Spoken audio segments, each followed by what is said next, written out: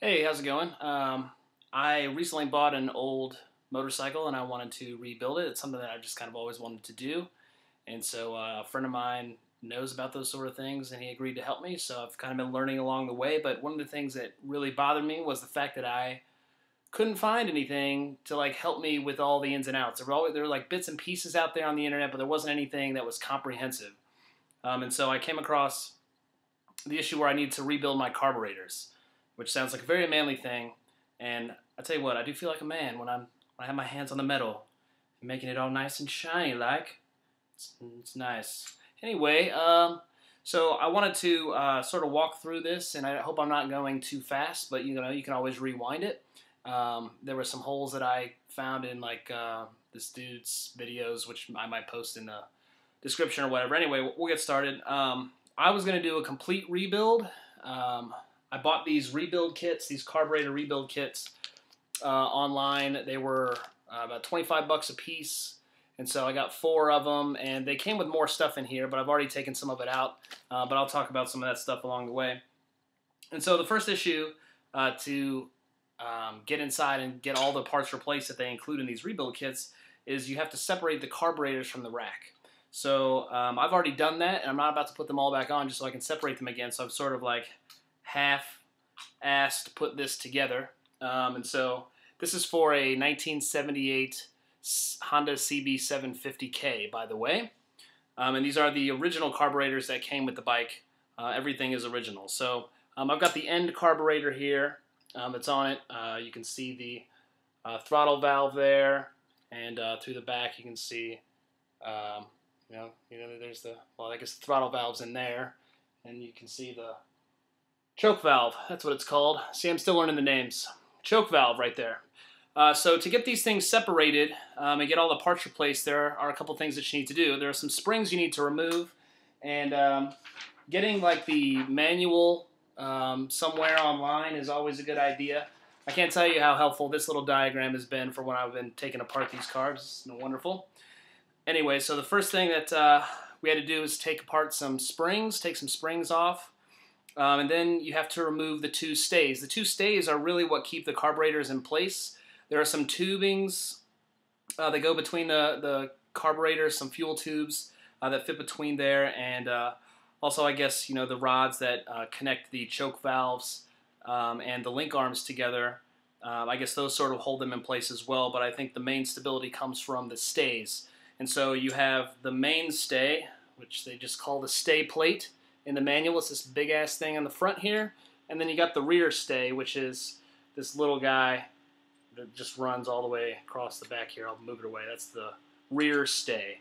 And so the rear stay is held together by just 4 hex bolts, really tiny little guys, and they're really easy to remove. So you remove that, it goes away.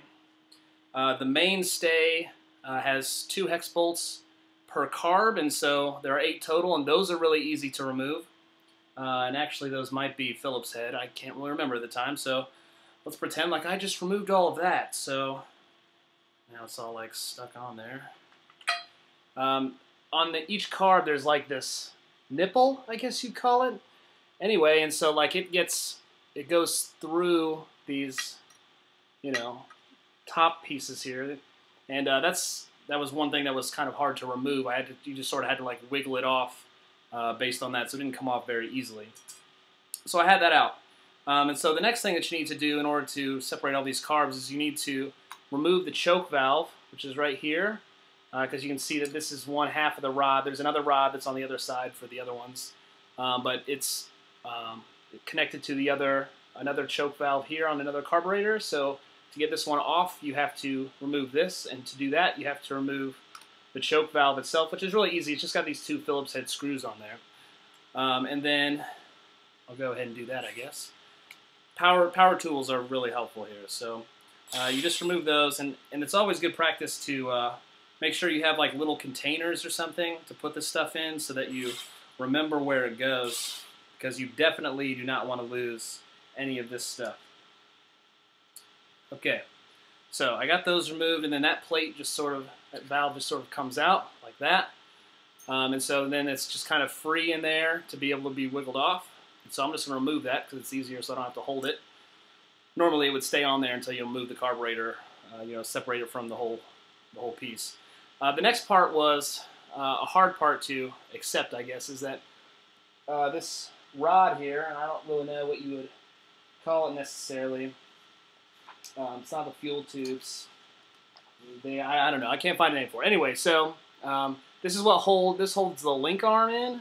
So the link arm is the guy that's inside here, and it controls the up and down motion. And so I can pull it up. It controls the up and down motion of the throttle valve. So if you look on the inside there, the link arm pulls it up and down, and then you can see the jet needle there, or the needle jet, I guess you would call it. Wait, hold on. No, needle jet.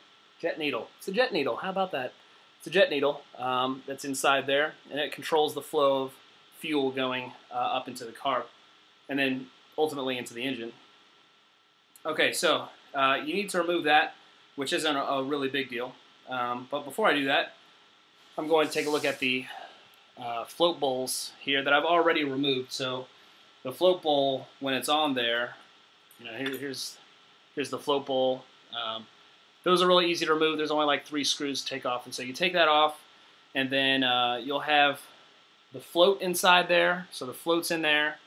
And then you've got your, hey bugger, where you at there, guy? Here we go. All right, and then you got your float valve, this little guy. This one's brand new, came in my kit. So that's good. You got your float valve in there. You also have your pilot jet, I think is what it's called. Maybe. Pilot screw. It's pilot screw. It's like that. It's got a little piece of plastic on the end to protect the needle. It's kind of sharp there. But it's a pilot screw, and it goes right in the front here, right in front of the slow jet. So it goes right here. It'll go in there. And then you also have this is the needle jet, or jet needle holder, I guess you would call it. So here's the jet needle holder, and I've just cleaned these. These did not come in the kit. I just cleaned these, but the main jet screws into the top of it. This did come in the kit, so it's all nice and golden and shiny. It's the main jet that goes in there. And so that goes down in the center thing, which goes around the jet needle. And so the jet needle pulls up through this thing and pulls, so it's down in there, and then you pull on the throttle, and then that throttle valve pulls up on the jet needle, and then the jet needle allows more fuel to come in, and there are little tiny holes on this guy. If you can see them there, there you go. Little tiny holes, and then that aerates the fuel with oxygen. Goes ahead and infuses it, gets it into a nice fine mist, and then gets sucked into the engine. And so these are parts that need to be really clean for you to have a nice working carburetor. There's also one other jet. It's the main jet, and I just found out right before I started this video that those things were stuck inside there. And the only way that you can get to them is by removing the link arm.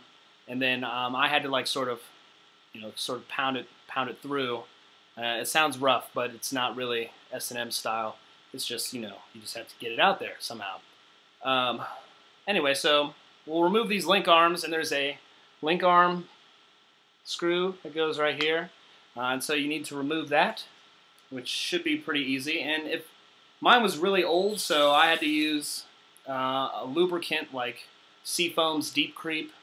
That's worked really well for me to sort of get in there and loosen up the gunk, and make it easier for stuff to sort of break free from its 30-year-old state, I guess.